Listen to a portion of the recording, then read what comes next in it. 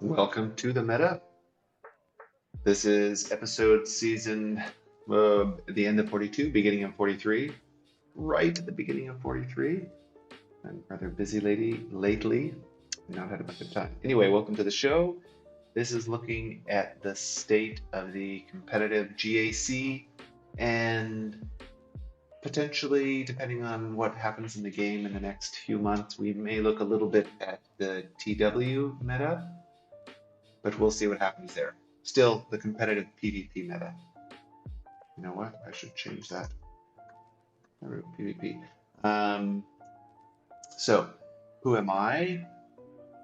I am Kin. I'm a 12.5, I guess, million GP player.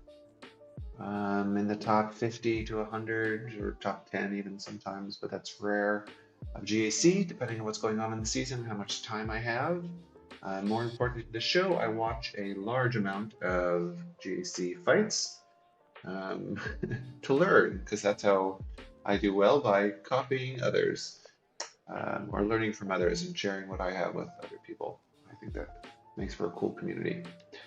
Um, anyway, so this is the first.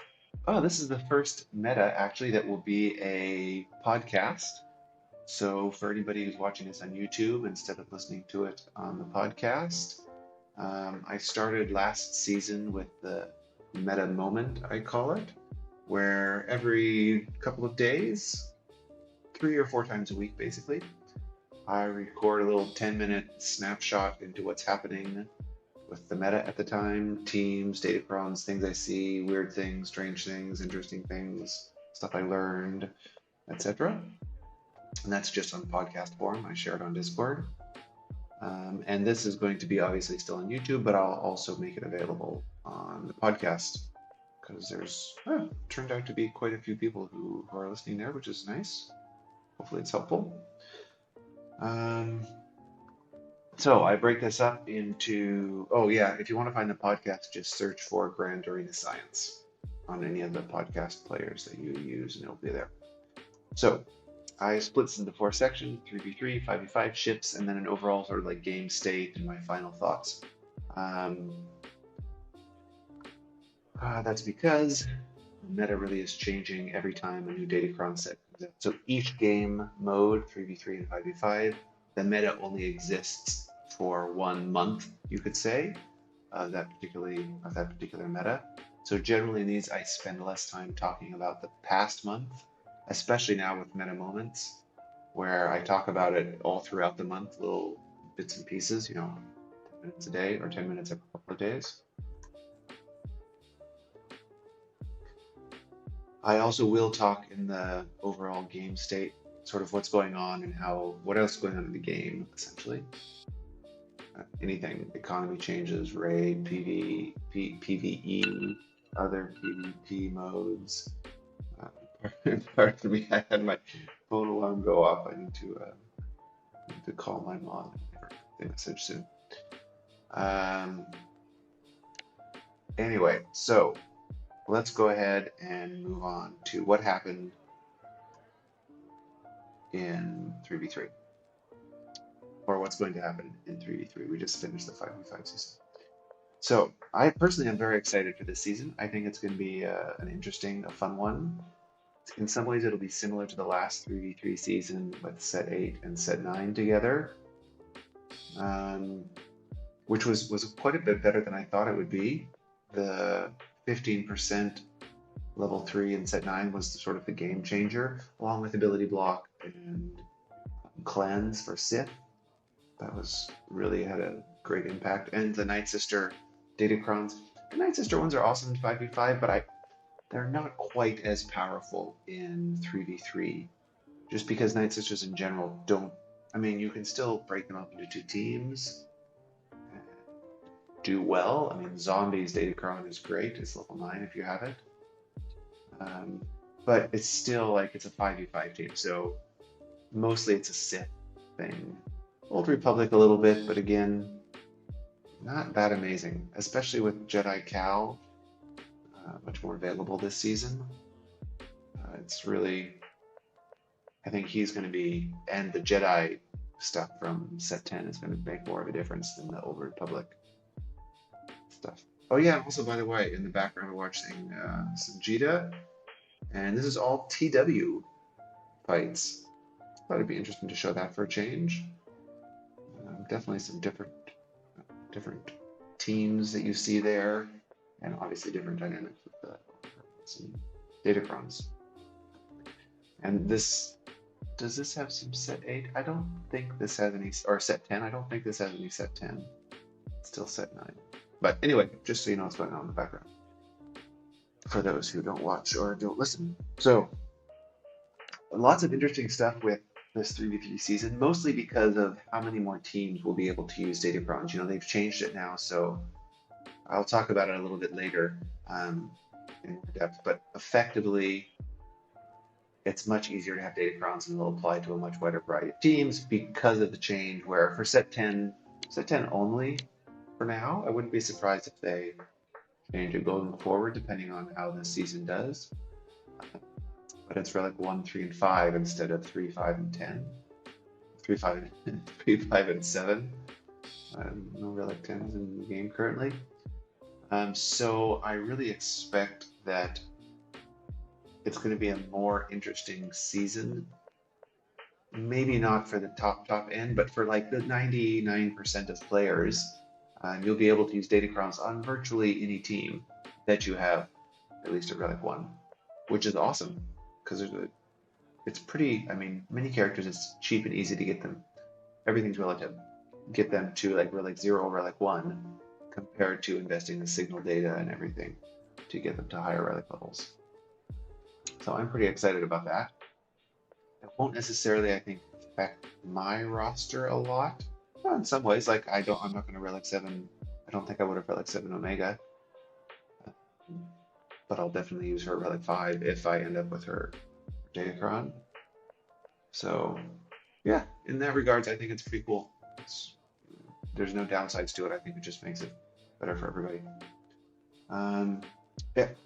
Especially I think the main effect is going to be for the competitive players who are like in Kyber 3, maybe even Kyber 2, I guess, but not as much as Kyber 2 with the squish, but like the lower parts of Kyber or even in Rodian where you may have only a few teams, 5 or 10 teams maybe at most with all characters Relic 3, but you have another, you can double that potentially.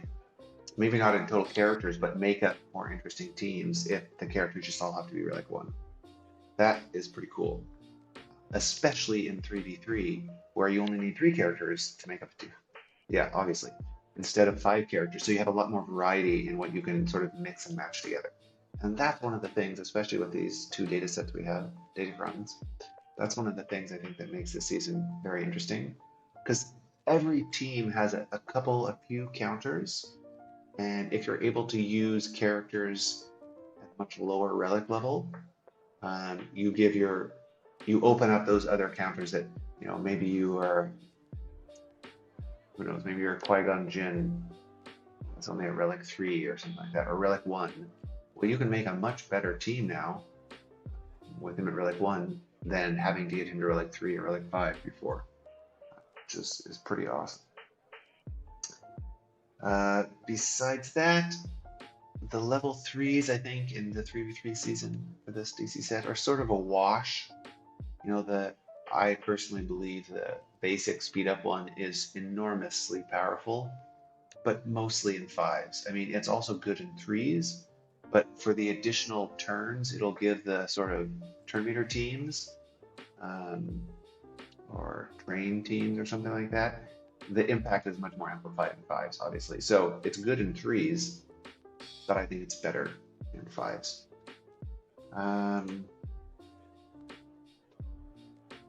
One thing that is interesting with all the Season 10 factions, they all have some sort of stacking mechanics.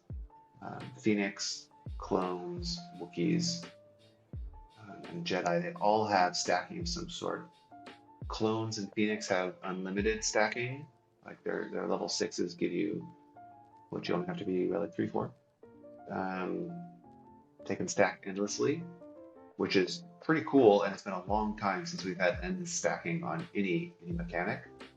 They almost always cap it. Like I can't think of the last time it was uncapped. So that's pretty amazing. Um, Again, it's going to be cool in threes. I think especially Phoenix is going to be nice in threes, but just because you can make a very flexible team with Para lead, and then you can put the same Phoenix Omicron on, I don't know, a Rebel lead team with Ezra. You can still get bonuses like that, or a Rebel lead team with Jedi. That's a flexible, interesting thing here. Um, like the Wookiees are a great example. You're probably not going to have an all Wookiee teams. Honestly, the Tarful team is maybe with the Datacron he'll be more powerful, but still mediocre at best. Definitely not a defensive team. No, no, no. Um, but with the stacking that he gets, it could be good. Anyway, the main thing I was trying to say about Wookiees is with the set 10 Wookiee bonuses, like Grit, for instance, is pretty cool. Or the speed up on basic, or the cleanse. Like that's amazing for, or there's one that's like no when units revive, all of your allies refresh their cooldowns. Not Wookiee allies, all allies. So imagine that with Vandor. You could put Vandor anybody with anybody, not anybody, but like he fits with Dash. He could fit with Ray. He could fit, I mean, there's a bunch of different teams where Vandor and that level 6, it's just a level 6, goes, and you can get a lot of benefits with it, like Grit with Chewbacca, or Chewpio, 3PO, whatever you call it, 3PO and Chewie, or 3PO and Chewie, no, Chewbacca and C-3PO.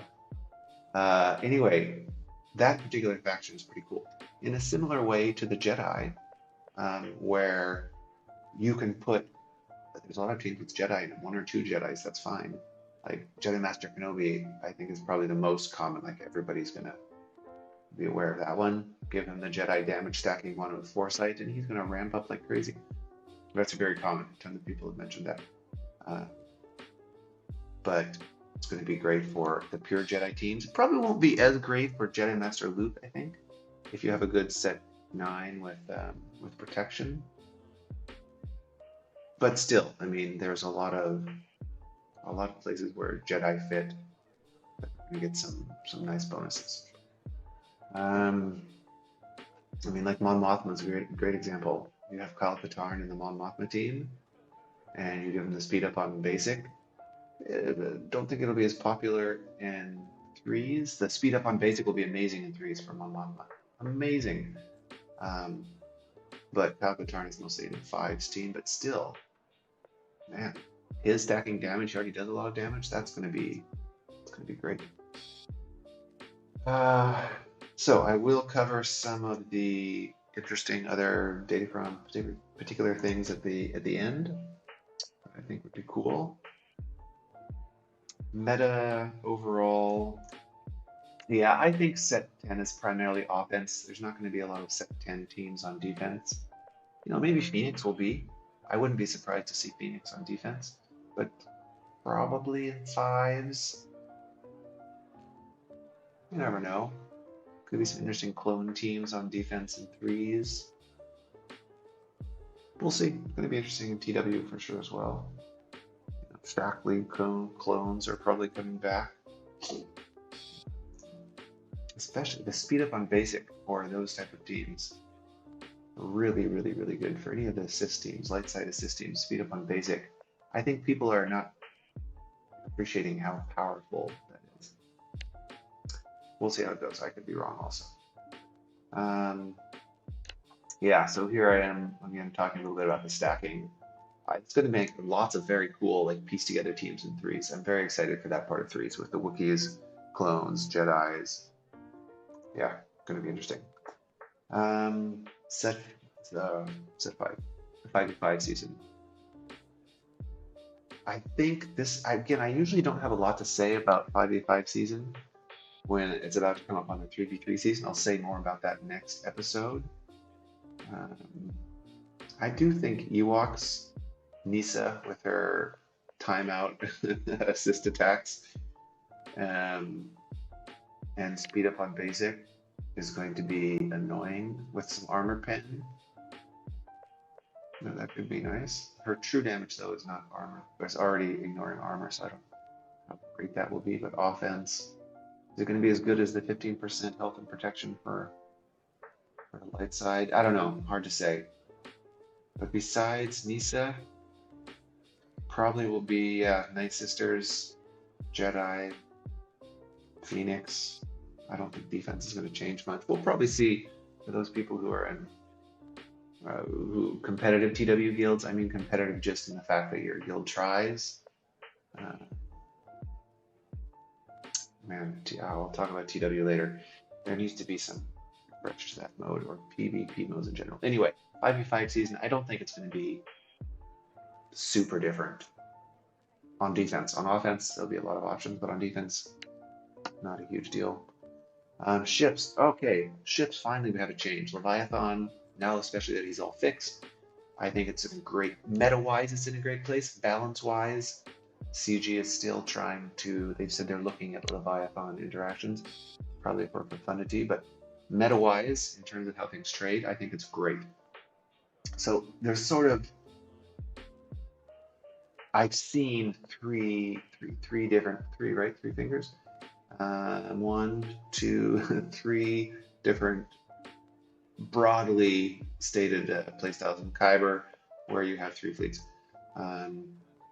So the first, and in my opinion the best, with still a decent amount of flexibility, is you put Leviathan, Executor, Triple Attacker on defense, plus a 3rd fleet. The 3rd fleet is where things can become a little bit interesting depending on your appetite for risk and confidence in countering Executor without profundity. So you always take profundity versus Leviathan. You can 77 it. Your opponent's probably going to do the same, but it takes profundity off the table, sort of like they trade each other and it's like a cancellation of both teams. This is probably what CG wants to fix. Having any team reliably 77 is terrible game balance. So there's going to be that. Then you have Executor. So Executor, Triple Attacker, has a few counters. Profundity is obviously the easy, most common one. Can't use that. Or probably you shouldn't use that, because Empire is a great counter. I've done a Kyber lab on it, and it's very reliable. The banners are not great. It's like 66 to 72, depending on your RNG and relic levels, but it's highly reliable. You also can use Empire versus Leviathan, but you can counter that depending on what ships you put in the starting for Leviathan. The banners are much worse. Not much worse, the banners are worse, and there's definitely an element of RNG in there. Like, I personally would never do that when you have Profundity able to 77 it. So then it depends, like, does your opponent know how to Empire Executor? If they do, okay, then you're sort of on even footing. It comes to the 3rd ship. Which fleet, or the 3rd fleet, which fleet did you put down that would strip the most banners, still give you sort of a backup? Because you can, depending again on your relic levels, like mostly have Plo, you can use Negotiator versus Executor Triple Attacker and win most of the time. You can use Malevolence and win 2/3 of the time. You can use Finalizer and win most of the time. Again, you need some relic levels for the Finalizer setup. So there's a lot of options in the fleet now. I think it's really cool. It's not the sort of RNG who goes first fit. It's more which counters do you know. In my opinion, it's the best the fleet meta has ever been. I think it's really, really, really nice. You have a lot of flexibility. Besides Leviathan Profundity, I mean, you have some there, but why change that math? You're putting yourself down on banners if you do, I think. So I love that meta. That was the first of the 3 options that I mentioned. The second option is you put all of your meta, all the top tier fleets, Profundity, Leviathan, Executor, you put them all on defense. But this, you're basically hoping your opponent cannot clear your ships. Because if you do that and your opponent places Leviathan Executor, you don't need Profundity to beat Leviathan. You can use Executor. You can use Empire to beat Leviathan. I may be messing up the name of my fleets in here. Sorry. Um, you can use Empire to beat Leviathan. Maybe have to two-shot, but you can still do it. You can definitely two-shot Executor with like Finalizer and Radis or something like that, no problem. And so that's pretty cheap. And then you theoretically, well, you still have Negotiator. You could also try the Negotiator Executor if you have the relic levels and experience. That's a one-shot most of the time. Um, Finalizers can be a one-shot also, but that requires a bit higher relic levels, and that counter is definitely not as well known. And you can also then, for whatever third fleet your opponent places, you'll have Malevolence, you know?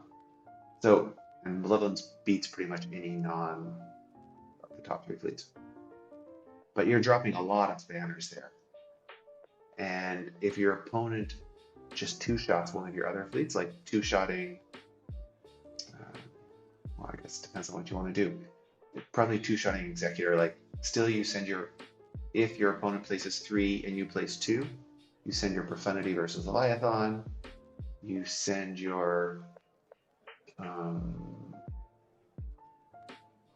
Empire versus probably Profundity. That's like the most reliable, easy, high-ish banner win.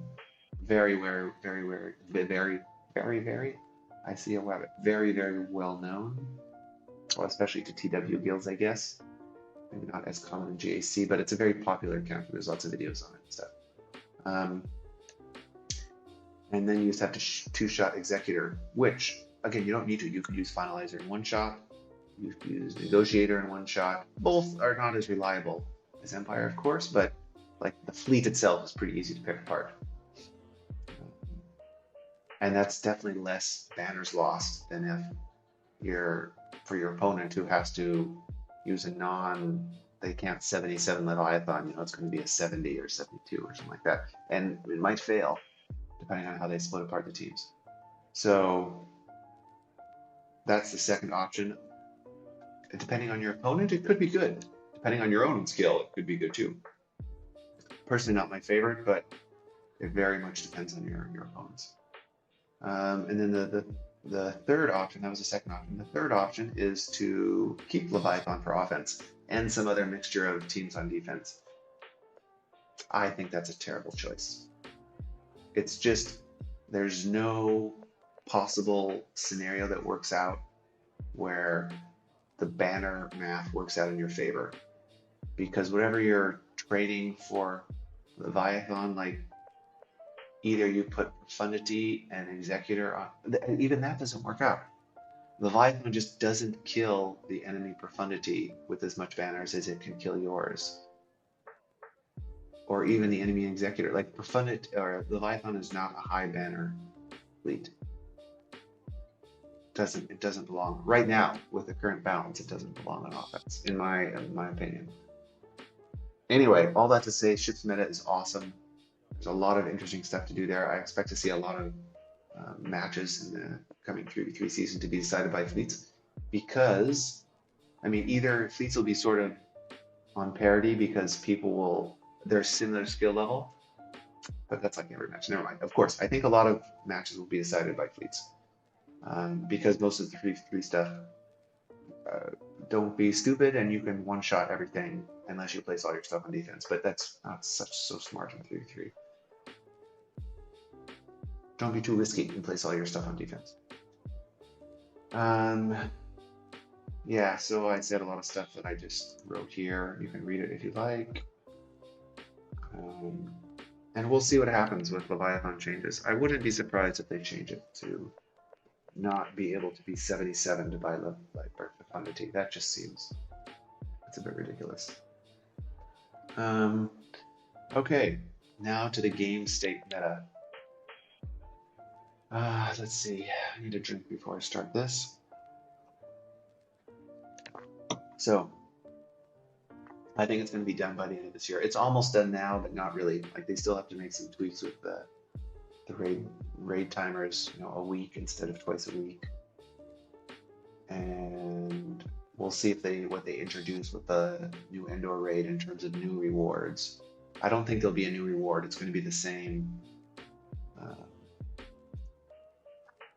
the same type of tokens that we have and the same system we have already, but it's possible they introduced a new item character. I don't think characters, maybe new Relic 10 or something, but now I'm thinking more Relic 10 would be part of whatever PvP changes they introduce next year.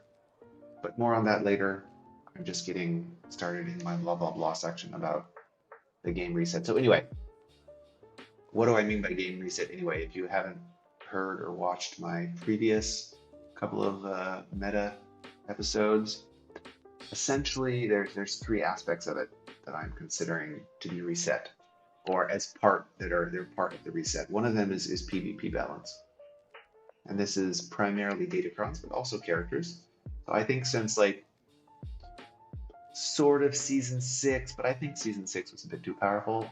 So really, in my mind, season 7 is where they started to really nail the datacron balance. They don't make super overpowered teams or characters. They buff a wide variety of characters.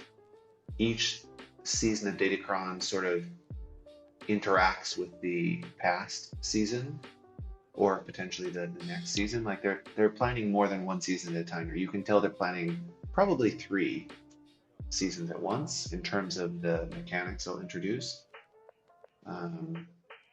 They're doing a great job, I think, balance-wise, meta-wise. Putting aside, well, anyway, balance and meta-wise, the datacrons are great.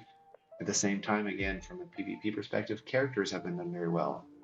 Sort of since Starkiller, whoever's responsible, whoever's like leading the character balance aspect of it at CG is doing a great job. All of the marquees for Starkiller and Starkiller have been great. The marquees have done a great job, and reworks have done a great job of like making existing teams competitive, or taking a powerful team and making it a little bit more powerful, letting it like hit up a tier, sort of. And not just in GAC either. Like there's a lot of teams, there's a lot of difference in GAC and TW. You know, there's very, very few teams that you face in TW, for instance, where you face the same team in GAC. Again, this is at a higher level when there's more Omicrons that are in use. But in general, many of the teams, you know, Gas is probably one of the few exceptions. Maybe Dash. Yeah, I would say Gas and Dash. I think in many guilds are sort of staples. There's no Omicrons in either of those teams. Well, I mean, in the majority of those teams. But besides that, you know, most of the GL teams like GL Ray will have been no Omicron in TW.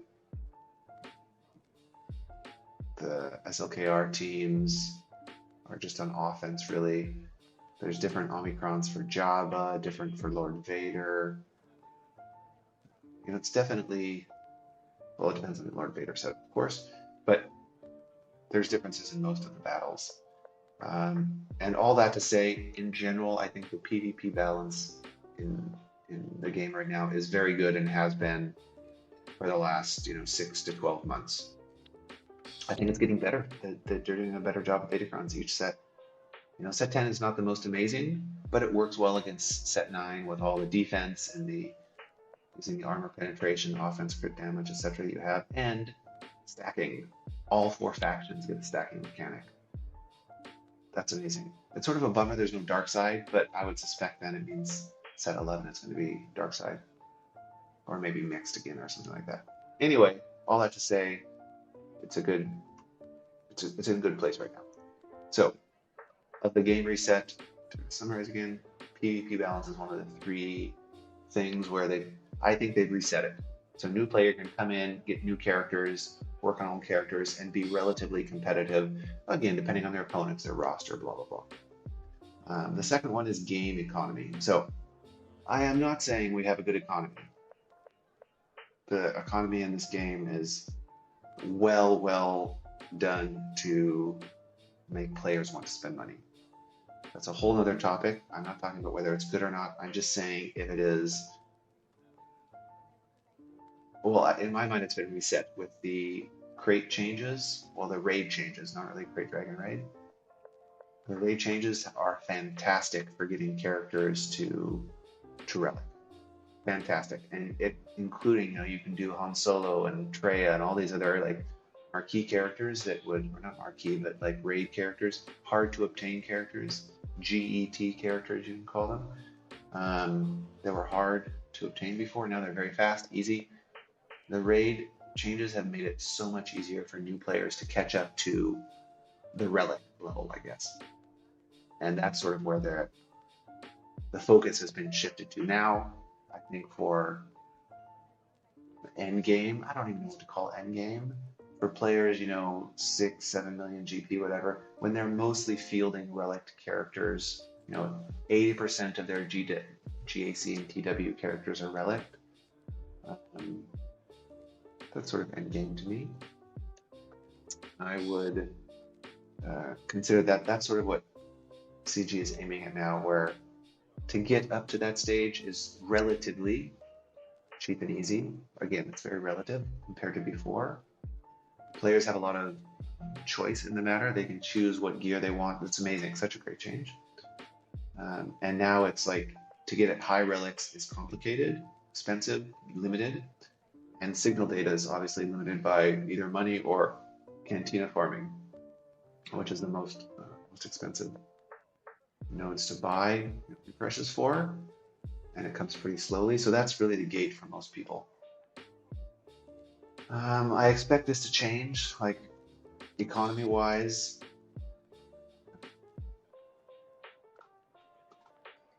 Well, the third point that I messed up my notes here. It's gaming economy, PvP balance, game economy, and the third one is raids. The introduction of new, basically it was meant to be the introduction of new spending requirements, which is related to the game economy, but more related to encouraging people to spend, I think. Somewhat side part of the game economy. Anyway, what do I think it means for PvP?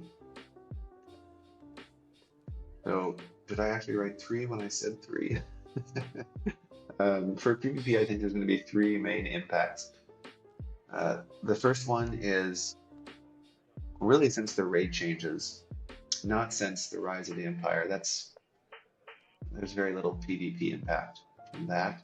I mean, maybe a little bit of shifting of resources, but like the currency you gain, the rewards are not amazing in Rise of the Empire. There's no special characters or anything like that. So they're good. I mean, they're good.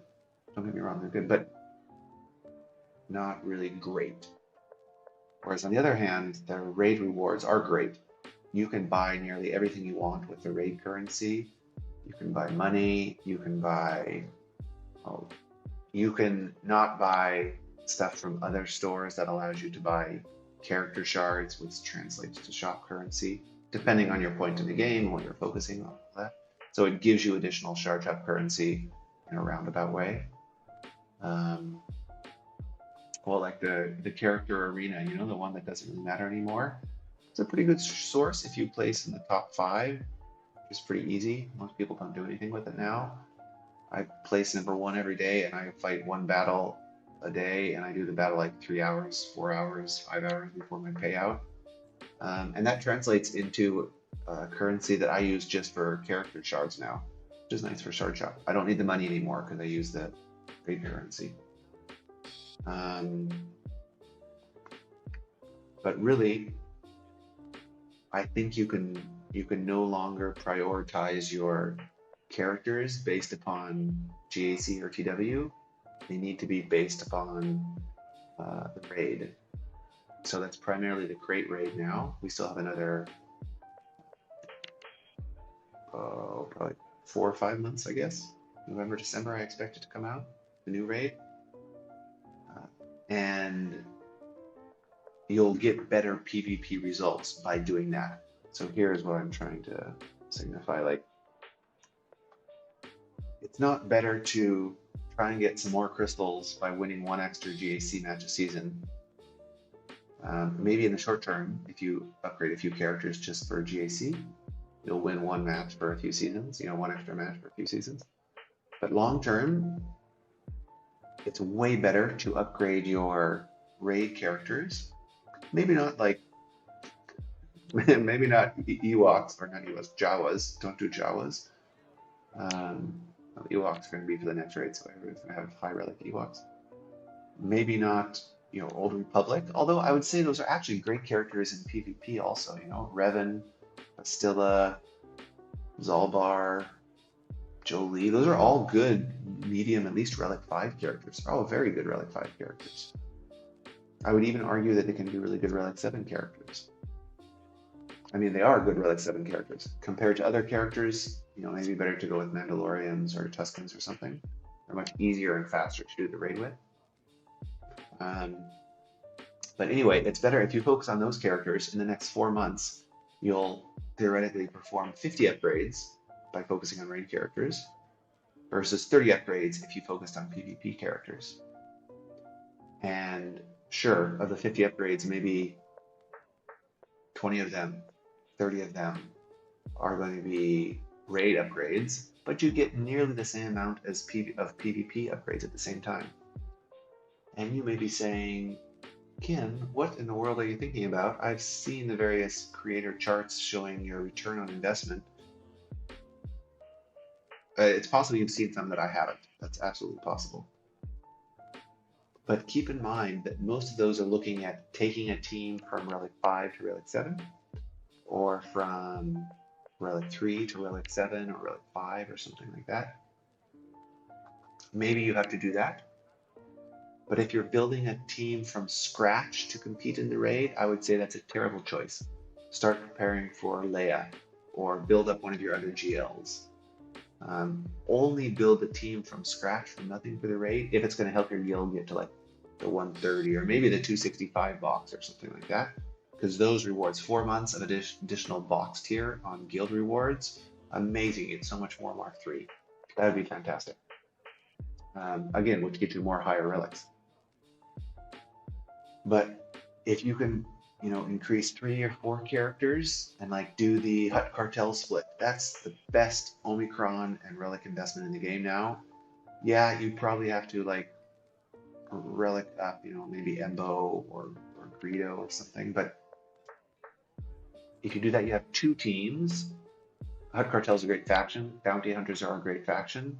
Scoundrels are a great faction. Smugglers, etc., etc. That are usable in PvP. I think Greedo is the only one. Yeah, I use him in 5s actually sometimes.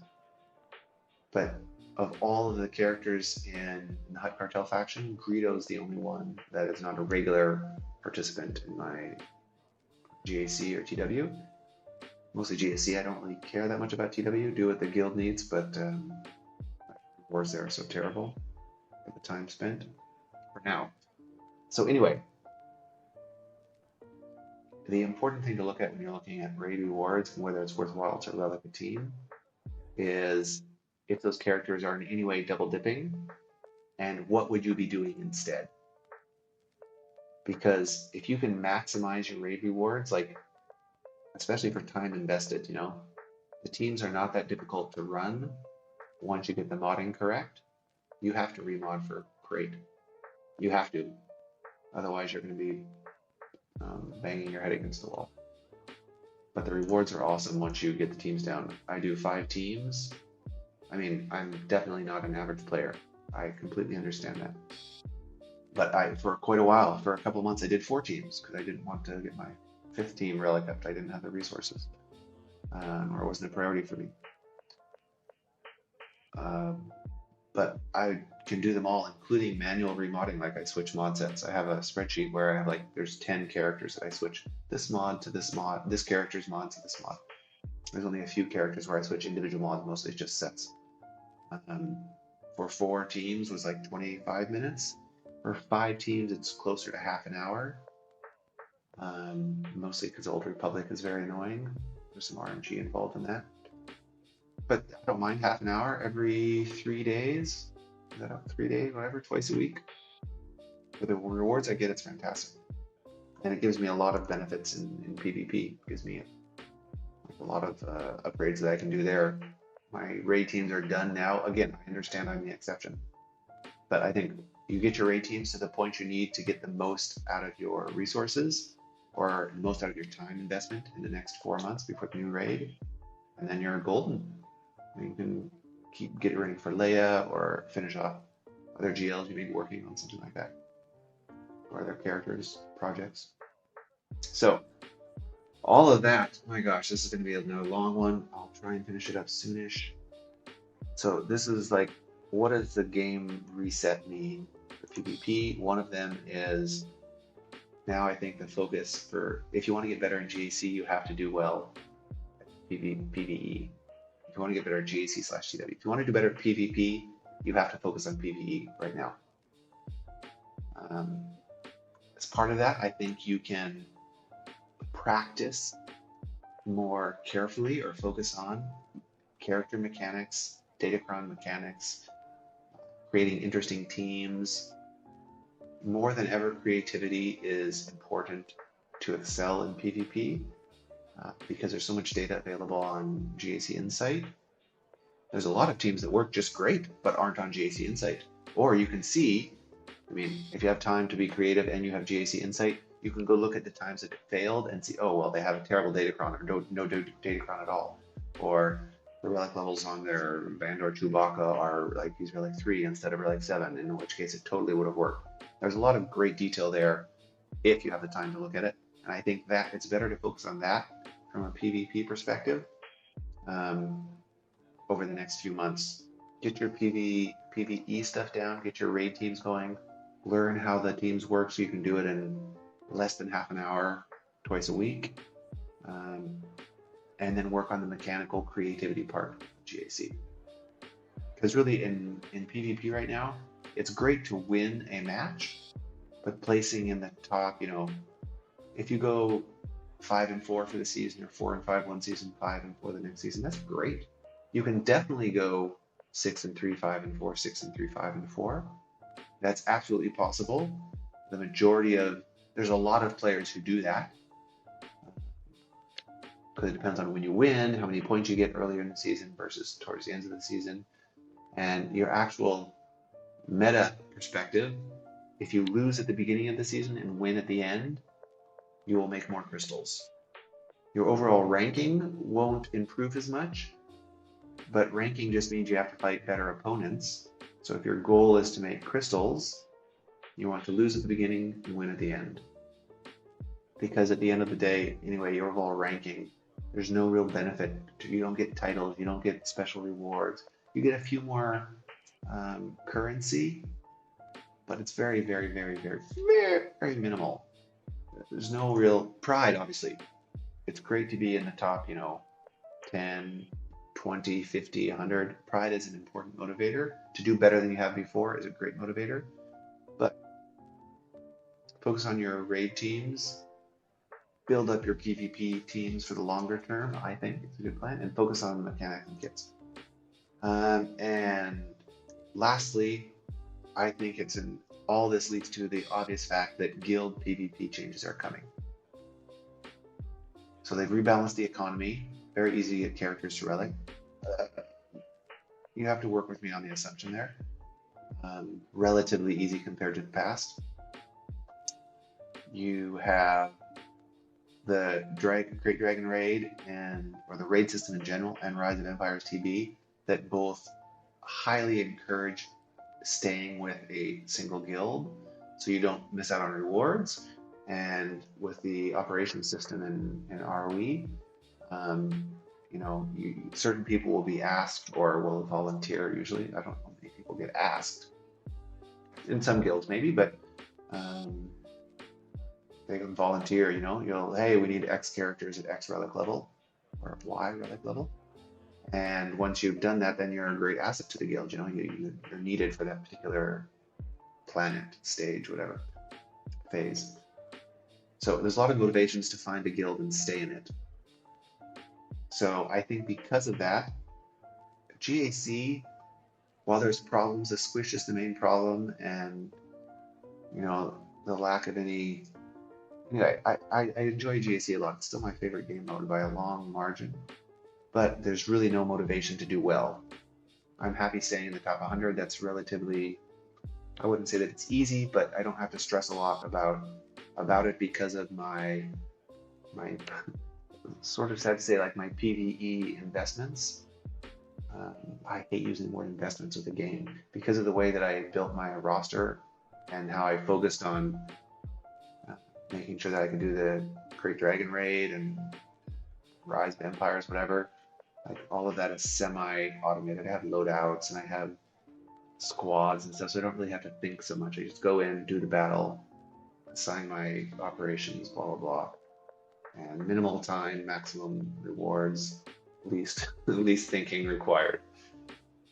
So I think because of all of that, because of this focus on guilds, they're going to either introduce, I hope, maybe they call it territory wars and totally change the dynamic. That would be awesome. Like totally new territory wars, like when they changed GAC. I could get with that a little bit. But the whole dynamic of TW right now is just, it's terrible. Like the rewards are, droid brains are nice, but that's sort of why I think maybe Relic 10 will be in whatever the new PvP mode is next year.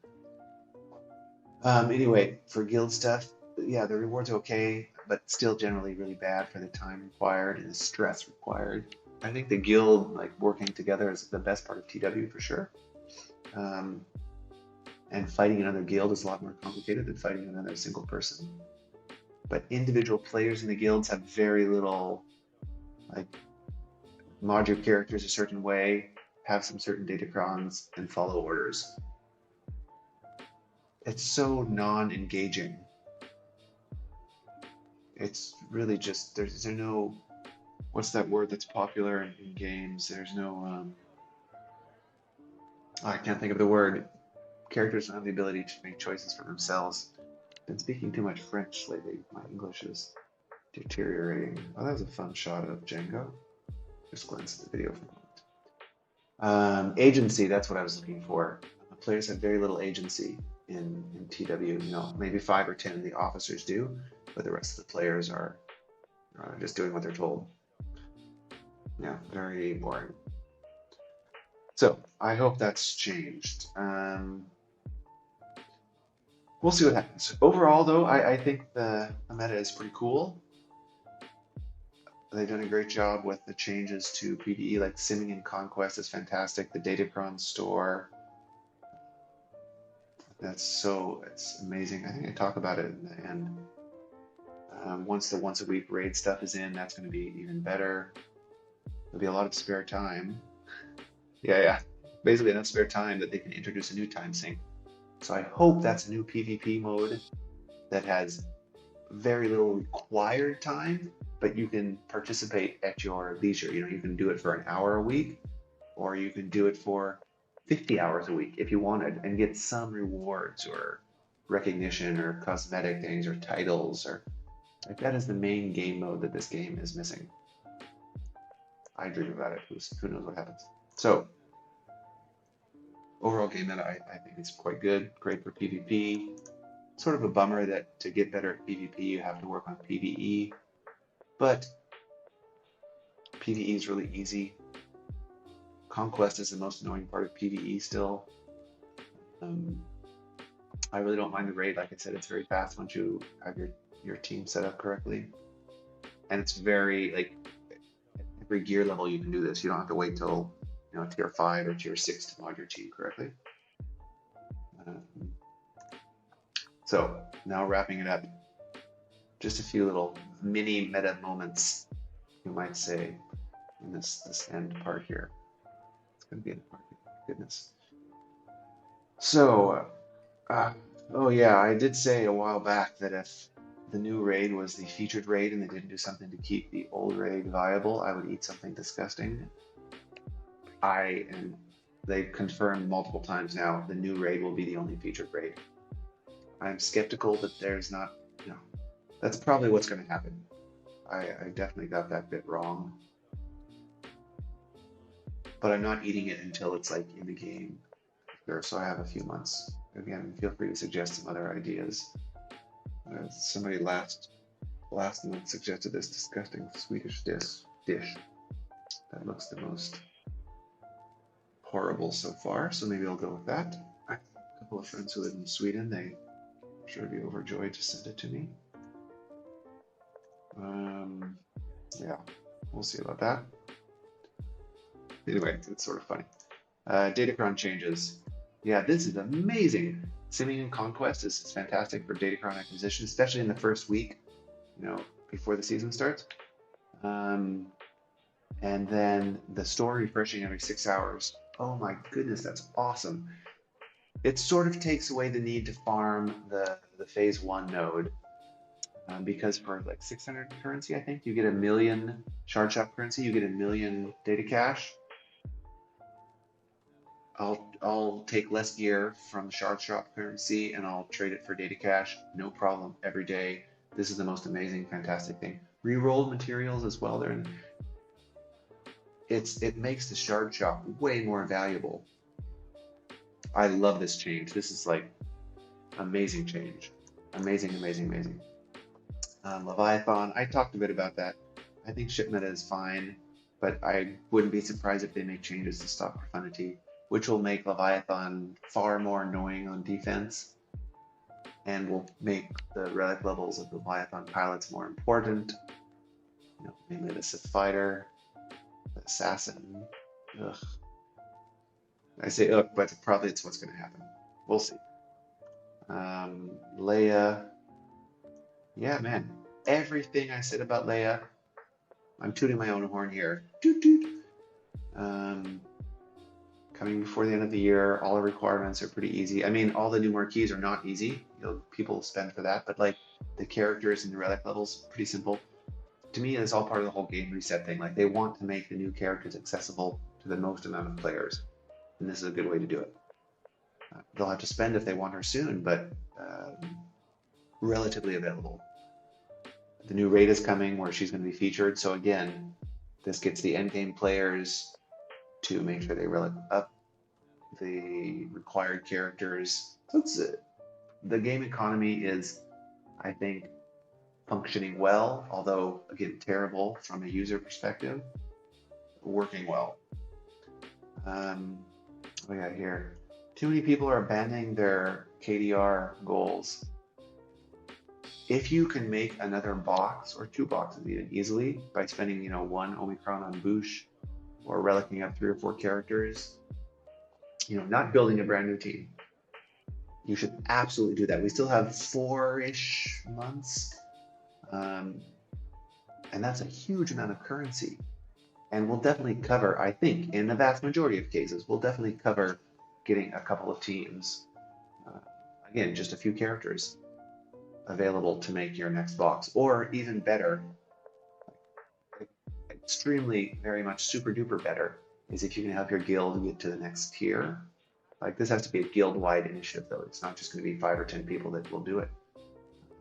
But if they can get to a next tier for the next 4 or 5 months, all that Mark III currency, it makes getting higher relics way easier. That is invaluable. Oh yeah, Datacron. I'm not going to talk. I said earlier I was going to. In the end, I'm not going to.